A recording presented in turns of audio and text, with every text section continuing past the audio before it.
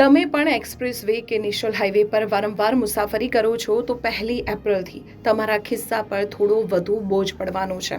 જી હા, ટોલ ટેક્સમાં મોટો ફેરફાર થયો છે. 1 એપ્રિલથી દેશભરના નેશનલ હાઈવે અને એક્સપ્રેસ વે પર ટોલ ફીમાં ₹5થી લઈને ₹20 સુધીનો વધારો ઝીંકવામાં આવ્યો છે, જે સરેરાશ 3થી 5% જેટલો થાય છે.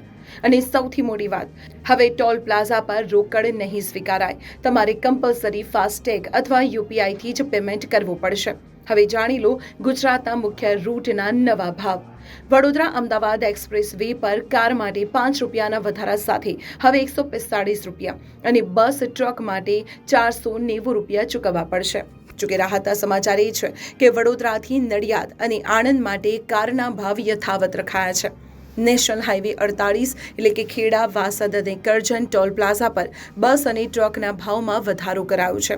જોકે કરજણ ટોલ પર કારના ભાવ ₹155 યથાવત છે.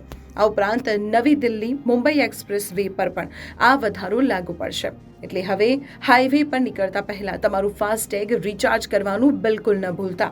આ વિડીયો તમારા એ મિત્રો અને પરિવારજનો સાથે ખાસ શેર કરજો જેઓ નિયમિત હાઈવે પર મુસાફરી કરે છે. અને હા, સરકારના ટોલ વધારા વિશે તમારું શું કહેવું છે? કમેન્ટ બોક્સમાં જરૂર જણાવજો.